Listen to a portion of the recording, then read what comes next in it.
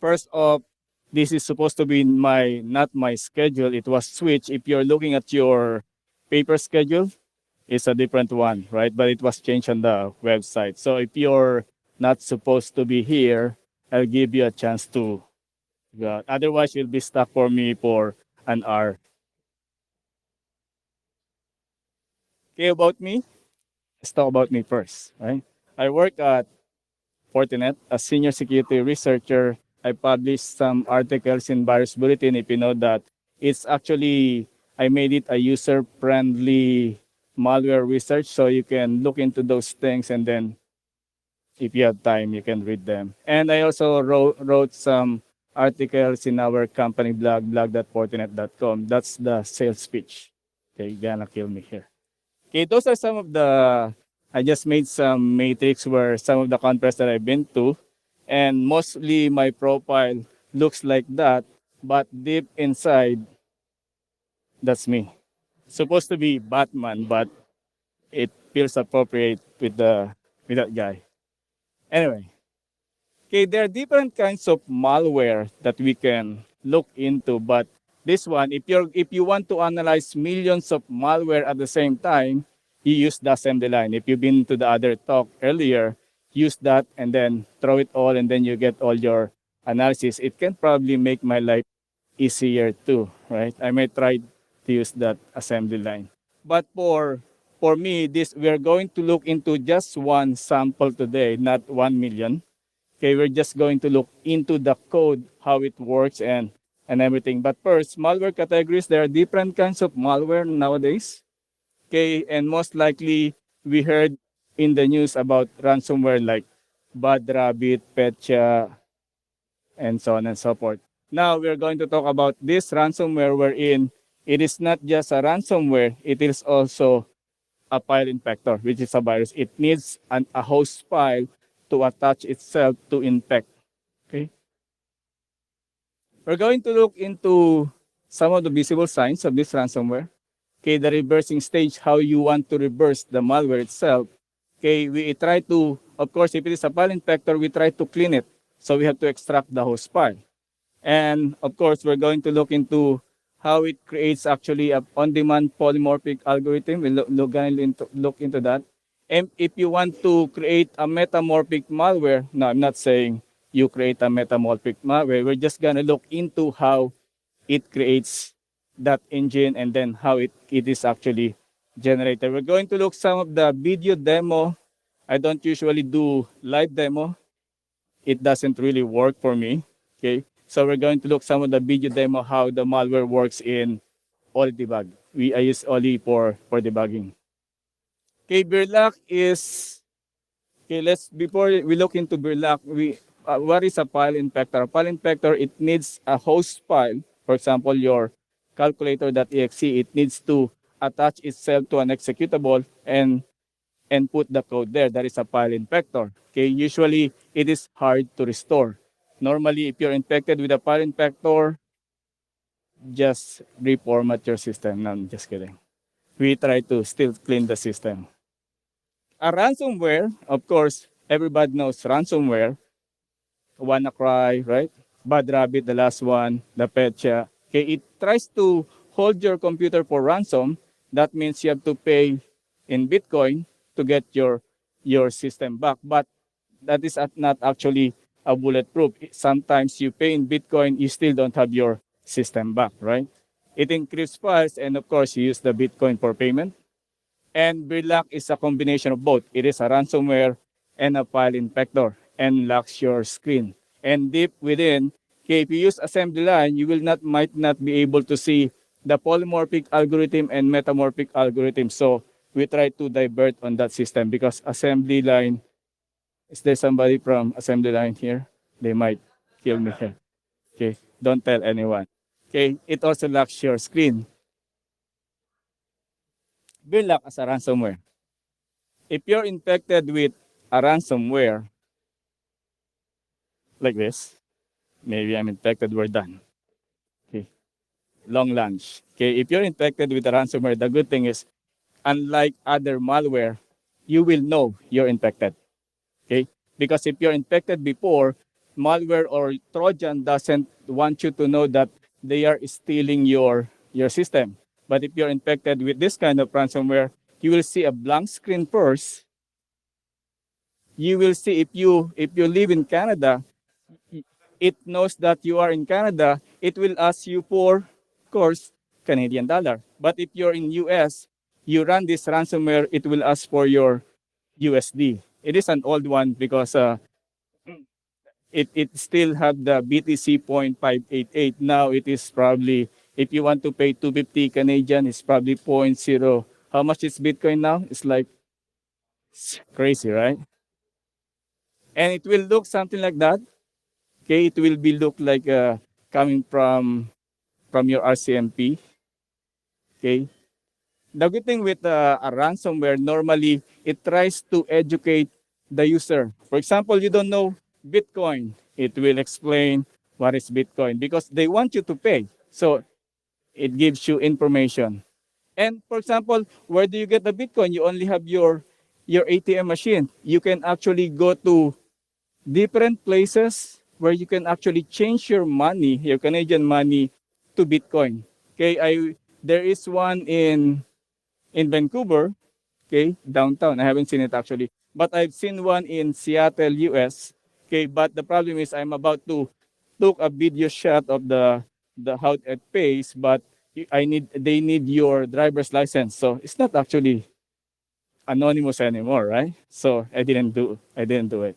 Okay, if you don't live in Vancouver, and where's Quebec? Oh, there's Quebec. Okay, if you're infected with this ransomware and you live in Quebec, you live here, you can click this one, and then it will tell you where to change your money. Okay, very educational. Okay, of course, you cannot access your screen because it is locked. So you can only have notepad and of course some network connection, and that's it. Okay. Okay. Don't worry if you're infected with ransomware, you will know. Okay.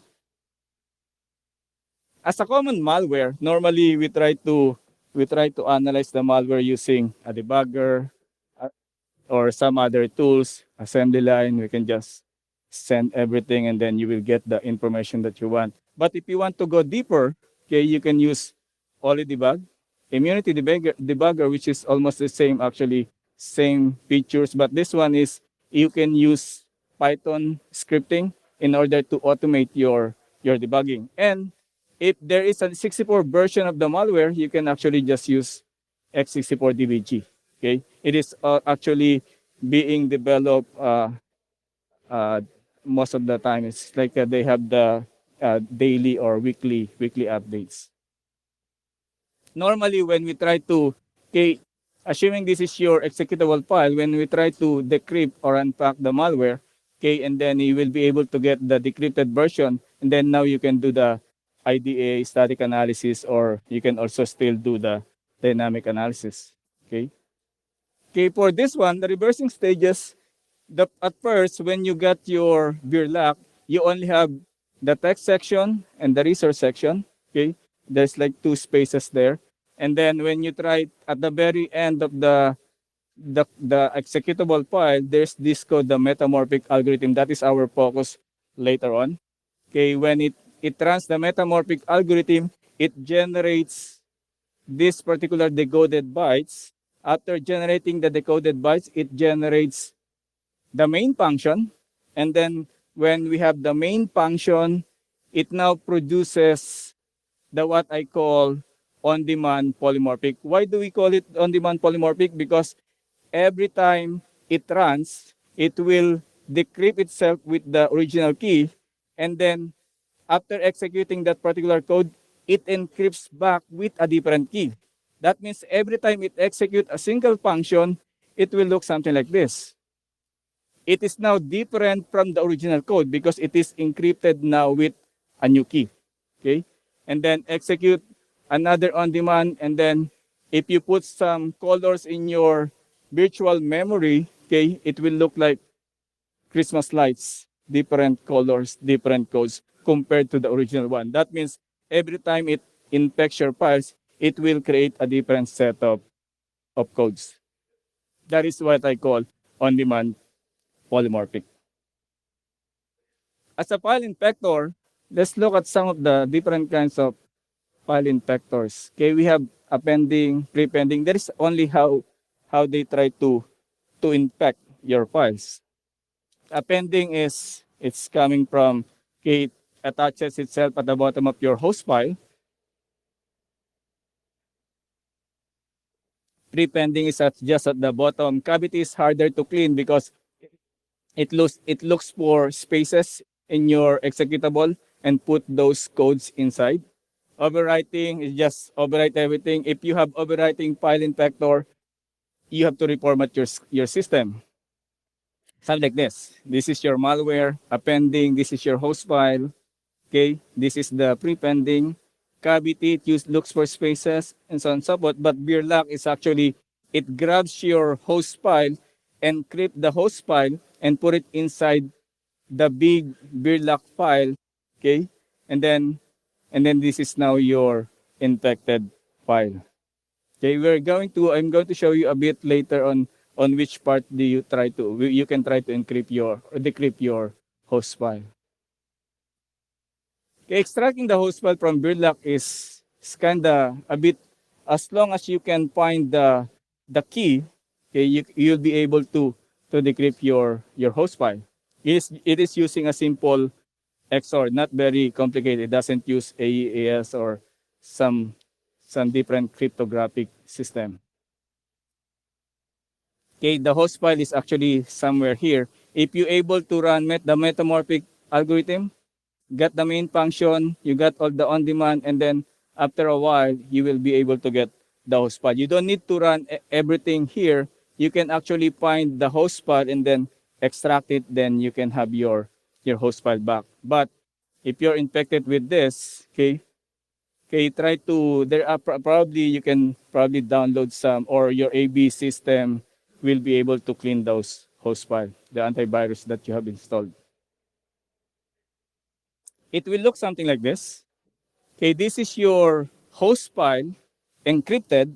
Okay, it will not look the same like this because it always change. If your host file, if your calculator is infected today, you clean the system, you are infected the other day. If you compare those infection, will be different, right? Because of the polymorphic algorithm. All you have to do is to look for this particular code. You can actually search them in your debugger.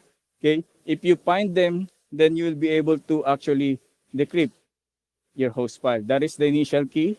If you want to follow the code, all you have to do is to look for this one, just simple XOR. That is how it encrypts your file. Okay, and then just follow the decryption. It will just make some loop. Okay, loop going back here. It will execute until finally everything is decrypted. Your host file will look something like this now. The host file will contain, or the infected part will contain the actual file, that is the file name that was encrypted. And then this is now the start of your, where's the MZ? MZ header, that is now the start of your file or your host file. All you have to do is to cut from the MZ up to the end of the host file, and then you'll be able to extract your host file. And that's it. That is how you try to clean your system with your infected files. That is now your decryption key.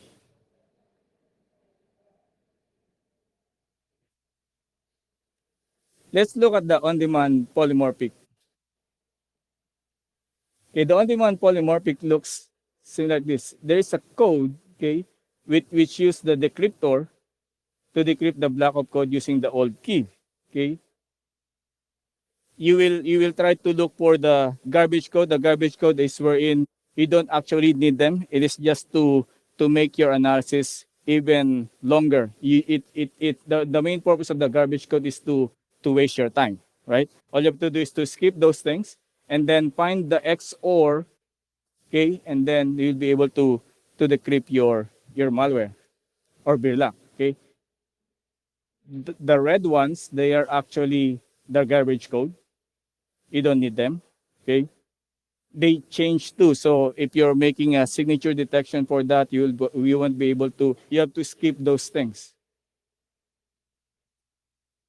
Okay, there's the generate the key gen function which generates the EAX, which is the value or which is the key, and then there is now your starting location of the decryption. If you want to decrypt, you can follow this. You can dump it to your all debug, and then you can follow those bytes, and then it will be decrypted.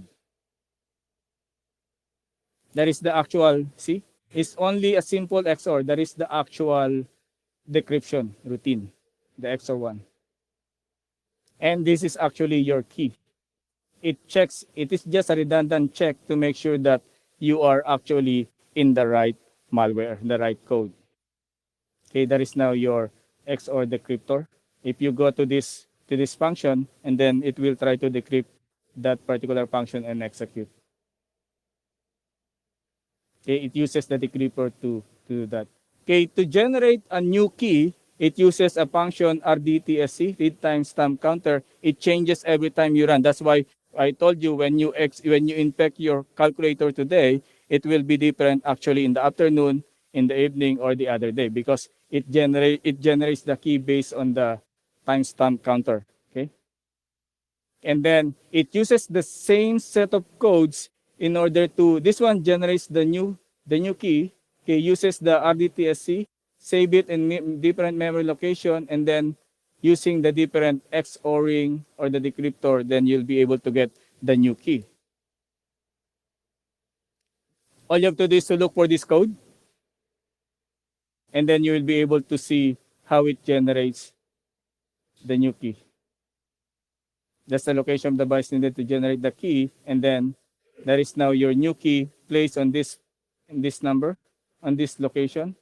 Okay, if you're going to look at the same code, this is your code with the old key, and then after generating the new key, you'll be able to find it the same set of codes. Looking at the offset, okay, you will be able to find a different set of keys. So this is 9B, 7B, this is 97A, and something. So it changes every time it creates. That's why it's called the on-demand polymorphic.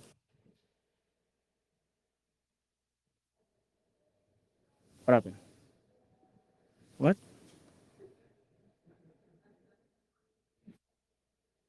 I'm infected? Good thing I have Supergirl.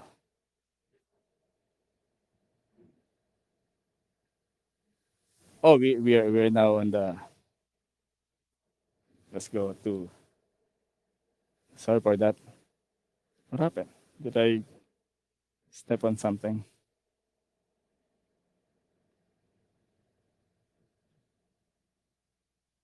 Where are we?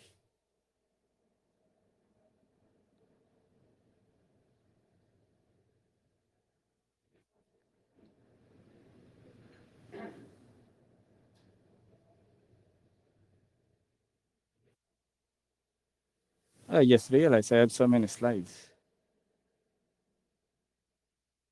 See, I don't have yet my demo, and then it's destroying my system. Again, let's do this.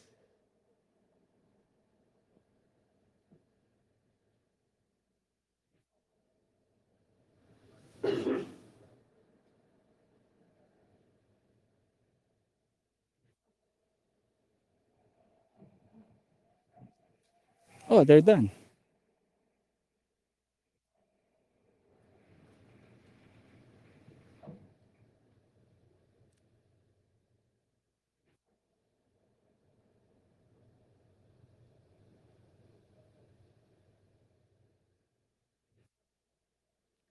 Okay, so that's the new key. This is where we die. Okay, still working. Okay, the decryptor actually uses the same algorithm as the encryptor, but it just uses a different key. If you use an XOR function, okay, if you use XOR and then use the same key, XOR it with the same value, it actually encrypts and decrypts, okay, just using the same value. If you're going to look into the original set, this is the encrypted code, Okay, I just grab it. Okay, with the old key, getting the first 16 bytes, and then this is the decrypted code. Okay, the 16 bytes is here, and then after executing this decrypted code, it will actually generate the new key, encrypt this one with the new key. Look, they are in the same memory location. Okay, this is encrypted with the old key, this is encrypted with the new key, and this is your decrypted code. If you want to make a signature detection in your company or if you're doing it at home, okay, all you have to do is to look for this one first. Because even though you have a different key every time, okay, you will have the same set of decrypted code. Different keys, you won't be able to detect this one every time, okay, but you have to follow this one to be able to detect your samples. Okay, and just look at this one. Okay, if you're going to look up, you're going to make signature with the code. Okay, do not detect this one because this contains the garbage code. Okay, all you have to do is to detect this, except this part. Okay, because this one changes too. Let's go now to the metamorphic algorithm. Metamorphic is kind of different with the polymorphic. Polymorphic is it changes the code, but at the same time it encrypts. Encrypts plus changing the code, that is polymorphic in my turn. Okay. Metamorphic is it changes the code, but the code is not encrypted. That means you can still execute the code. What is metamorphic? Okay, for example, the basic for metamorphic is, for example, you want to put a value to a register, for example, value 0 to a certain register EAX, okay? You can do that in so many ways. Mov EAX 0, XOR the same register, it gives you 0. Okay, subtract the same register, again, it gives you 0. Or you can do a different combination of codes. At the end, you still get the 0. That is metamorphic. Okay, if you want to create a metamorphic algorithm, all you have to do is to generate the same or different set of working codes, but the same result. That is metamorphic. Polymorphic, encrypted plus changing of code. Metamorphic, it doesn't encrypt, okay, but it still changes the code. That the problem is it's hard to find similar bytes and there are different lengths when you create the metamorphic algorithm. Of course, unpredictable code. The problem with this one is if your antivirus engine, okay, tries to detect your sample and then it finds that they are actually encrypted, it will try to encrypt, it will try to decrypt. That means it is malicious in itself if it is encrypted. But if it is metamorphic, okay, the code still executes. Your antivirus engine will think that it is just a regular application. That is one of the difference with the metamorphic and polymorphic. There are different ways to generate the metamorphic engine. Okay, but Berlac, we're going to focus on Berlac. Okay, Berlac uses different instructions to generate the registers. Okay, it uses different number of bytes. It has a pseudo random value generator. Okay, it generates different sets of instructions. We'll see that later. And of course, it has a different length of code. This particular part, this function, generates a pseudo-random number, and then based on that number, it actually detects, or it will tell you which register to use, EDI, ESI, or whatever, EAX, okay? And then from that code, it generates a new address register and code register. Okay, for example, the buffers temporary, it changes, it depends on your execution. Okay, it changes the location and then it generates randomly what kind of address register that you use and the code register. We'll see that later in the video demo. Okay, after generating the pseudo-random number, it depends on the value of the register EAX, EDI, a combination of EAX, EDI, and EBX. For example, this one, it generates a MOV address register value. And then if it is EPAX is 1, EDI is 0, similar, but this one, it generates the code register. And then it depends on the value of, again, EAX, EDI, EDX. It will tell you if it is subtraction, addition, or whatever, okay? So that is how it generates the different combinations of bytes or different combinations of registers too, okay? So it is not fixed. That's why even the metamorphic algorithm will generate different set of codes. And this one also generates the second. These are the combinations of registers. For example, if it generates the B8, it will get the move EAX. If it generates the C3, it will get add EBX. It depends on the generated value. It will look at this is the lookup table on which kind of register it needs to do. Okay? Are you still with me? People are already sleeping. It's okay. I will just wake you up later. Okay, the last one, the last code is actually the one that generates the moving of the bytes, okay, to a different registers. Like this. Okay, let's have some video demo to wake you up. This is a cat video.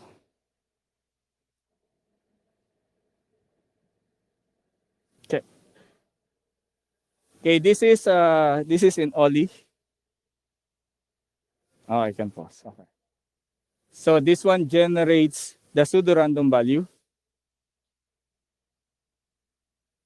And then based on the pseudo-random value, it will generate, again, the combination of bytes. You will see here, I just followed the virtual memory 9C00. Okay, after generating that one, you will see that it will generate a combination of, see now there is this one, call instruction.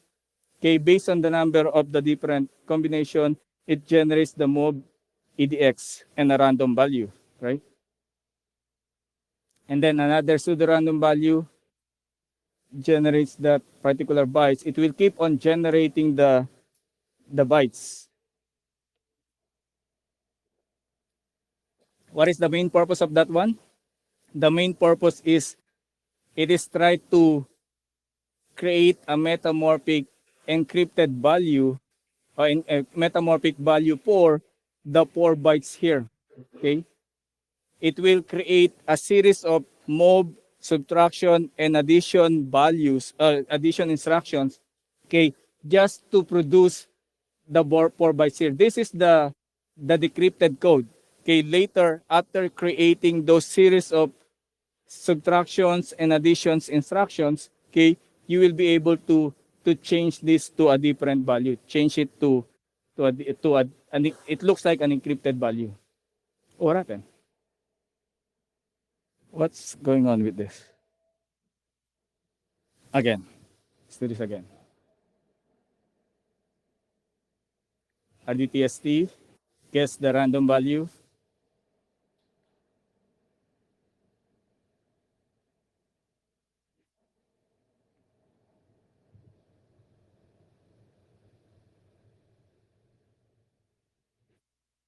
So it generates that big bytes of codes or the like 7 bytes, 7 lines of instructions to generate just to focus on the 4 bytes.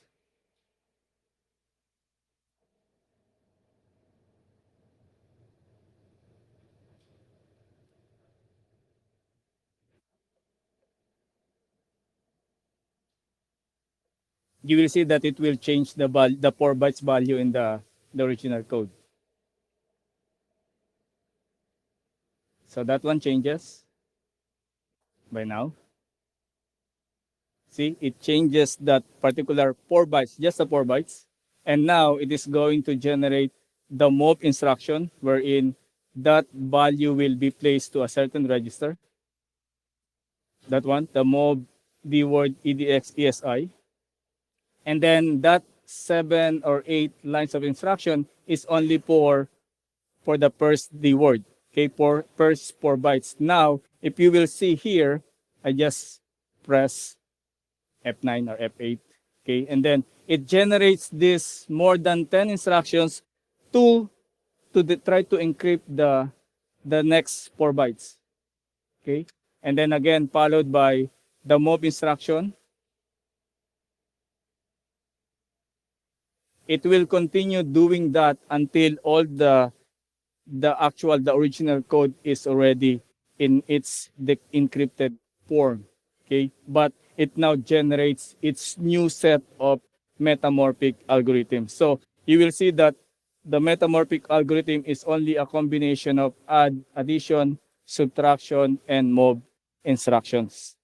It is very simple actually in terms, but if you want to make a very complicated one, you can insert garbage code, you can insert no operations wherein it will delay further analysis.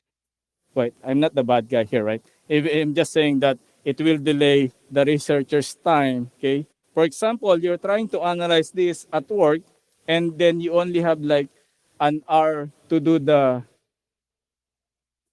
execution or to do the virus report, okay, you cannot do this. You have to use the assembly line, right, to generate the virus report. But if you want to dig deeper on the code, you want to see how it works or how to try to try to extract the file, okay, you have to go deeper, like looking into this. And then the malware is the main purpose is for you to waste your time debugging, okay? But if you really want to dig this one and then you only have an hour or two and then you didn't produce the result, you'll be fired, right? I'm not yet fired yet. I'm still working. Okay, so that is how metamorphic algorithm, or this is the engine, metamorphic engine that the malware uses in order for it to generate the metamorphic code. Later, we will see how the metamorphic, this is creating the metamorphic code. Okay, later we will run the metamorphic code to bring back the original malware. Okay,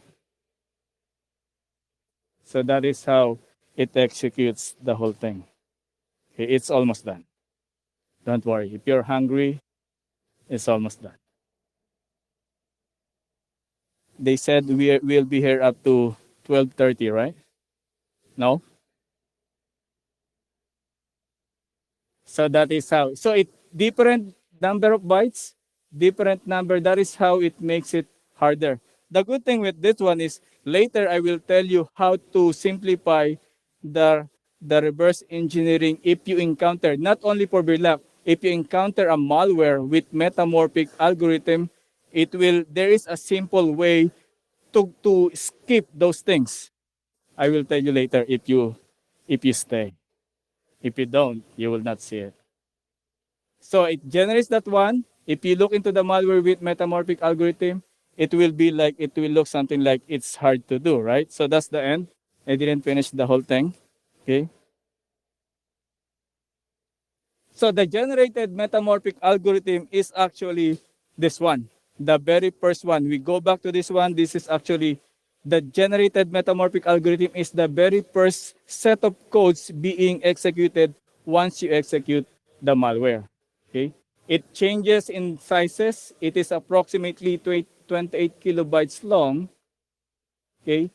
I compare two samples, which is the same host file, okay, but different sets. So this is the encrypted metamorphic encrypted code. This is the actual malware code. Okay, the first D word is the 4 bytes. It actually decrypt that one into this one. Okay, the second D word is actually generated by this group of codes to produce this one. The third D word is actually produced using this one. So different number of bytes, different number of instructions, different length. Okay. Another example, the second sample that I use, okay, the same malware, the same host file, different encryption. Okay. I didn't change the square boxes here, okay, to show you that they have different sets of codes. Looking into this, they have different bytes here, but it generates the same malware code. Okay, third D word, and so on. Okay. Comparing the first sample, this is your second sample, which is the same host file, different encryption. Okay, comparing again the first D word for the second and first sample. Okay, mob EDI, it uses even the mob instruction is different. Second D word, different. Third D word, and so on and so forth. But if you want to create signature detection, okay, you can actually just detect the decrypted bytes. Again, they are the same. Even though they are different, it uses different number of bytes, they are still the same except for this one. Okay, that is the initial value, initial key, which is different every time. But if you want to detect this, it is always the same. The move EAX and the nope and the jump. Okay, that is if you want to make the detection. And for the another demo, showing you how the metamorphic engine works, or the metamorphic algorithm works. So this one, we are now running the generated algorithm. It is now going to change back the code. Okay. Every time it has the move instruction, this one changes. Okay. It is now returning back the malware code. That is actually the very first set of execution of the malware. It will continue again until the whole metamorphic code generates the actual malware algorithm. And then the secret is if you encounter the malware that uses metamorphic algorithm, there's always a jump out. There's always a way out. All you have to do is to put a breakpoint on that particular location, and then you will be able to skip all the time wasting debugging. Okay? All you have to do is to look for that particular part. If you encounter a code and then you're debugging it step by step, and then you figure that, oh, this is actually a metamorphic algorithm. All you have to do is to look for the jump out, put a breakpoint, F2 for Oli, and then execute, press F9. Do not press F9 first before you put the F2. Okay, it will execute your malware, right? So all you have to do is it will continue doing that. Imagine if I am actually automating this with just pressing, see, I'm pressing so 100 times, I think. I think I pressed 1 million times there. Okay, look at this. This is actually, there is actually every time you encounter a metamorphic algorithm, there is a jump, there is a call going out. Look for that, breakpoint, and then execute it. You will now be able to see the actual malware code after generating. That is now the call EDX. The EDX contains, this is that part. This is the one that is already decrypted. That is your malware code.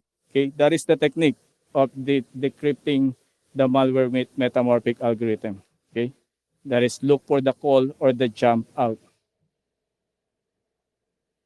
Cool, very cool.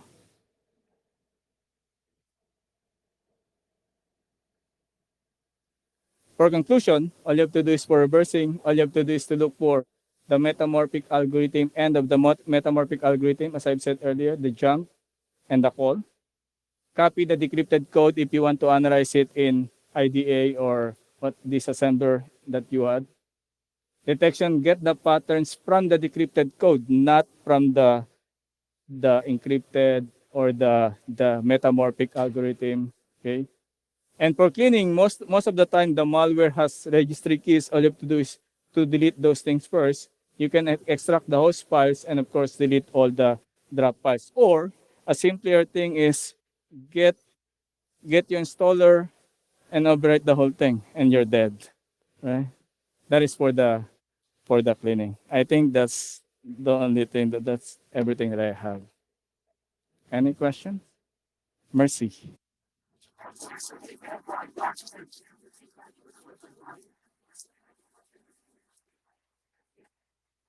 We have 10 minutes for question. No?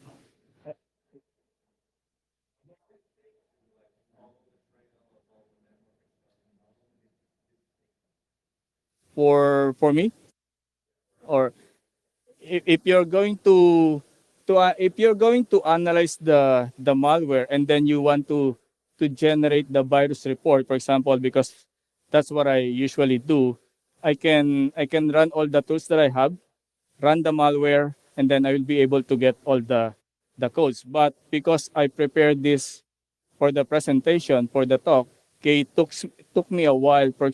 It for the analysis part, you can have like a week doing because you're trying to look for the algorithm and so on and so forth. But it will take longer if you want to make some slides and everything. But even though the malware is very complicated, if you use the tools and everything to automate it, you will be able to know that it is a malware. You'll be able to know that it is malicious. But if you want to go to dig deeper, it will take you time. Probably 1 week is enough to see the code, okay, to see the metamorphic and everything. 1 week without sleeping. Okay, not regular work time. Okay, and then you'll be able to see the code, and then another probably a month to do some graphics for the presentation for you to be able to sleep while you're listening to me. That's mostly how it works. But if you use assembly line, send all your samples there, and then you'll be able to see your virus report. Question? Dissect a ransomware in the throw. How do you know where the sorry, I'm more of a AR person when it comes to assembly. No, you have to, yeah. You have to, the thing is, if you have the infected malware or infected Birlock, okay, if you use IDA right away, you won't be able to see anything because it is polymorphic and metamorphic encrypted. So you have to run first it in a debugger, and then you breakpoint, you stop somewhere that you got the decrypted code, and after that you can now dump it back to IDA. But the key gen, the name, you have to put it yourself. Did I answer your question? Yeah, yeah, yeah, yeah. You have to know, analyze the function, then this function actually generates the metamorphic, then you put the name so that when the next time you encounter the function, you will know that it uses. So you don't need to do it again, right? You will know what it does. Question?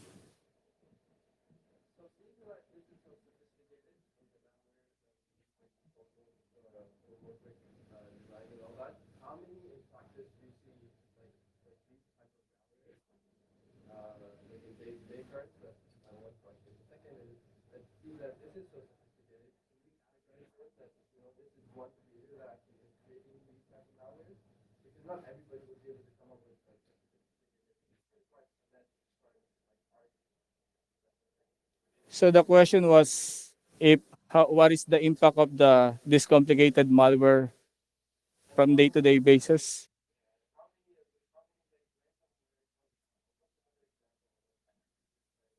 There are actually different kinds of ransomware that uses different kinds of techniques. Like for example, Birlock is using metamorphic polymorphic engine K2 and uses file infection. Most of the ransomware that we have is they just encrypt your files, put a message, and then that's it. Okay, but this one, okay, I personally choose this one because it also infects files. Because even though you unlock your skin, you will be still be infected if you get the infected files. Okay, but there's another one like Petya. If you heard of Petya, the one with the blinking skull. Okay, that one uses some form of polymorphic algorithm, metamorphic, but it uses some crypto logic, but at the same time, it is actually infecting overwriting your MBR, the master boot record. So it overwrites your master boot record, and at the same time, it tries to lock your screen. So that particular part is actually, Petya is not actually encrypting your files. It is encrypting the table, the MSFT table of the file, and then that's it. You will not be able to use the Petya. So different malware, different ransomware, they uses different techniques. But for your second question, we can actually categorize them. For example, you'll be able to get the same group of the way they use it, and then you can tell that this particular group created the same set of malware because they just reusing their code. But some malware authors, they just actually uses other people's code and then they create their own. So usually that's what happened. Question? The WinDBG. The WinDBG is actually a very strong debugger, okay? But I prepare only an immunity debugger and x64 DBG because I'm actually already familiar with the GUI and everything. But WinDBG is very strong. If you're using WinDBG, I suggest you can stick to the WinDBG. It's probably the way we use all debuggers is by preference. You want to use this. It's like going to McDonald's. You want cheeseburger, the other one, but this they're burgers, right? Just different flavors. Question? You want to eat McDonald's now, right? Thank you for your time.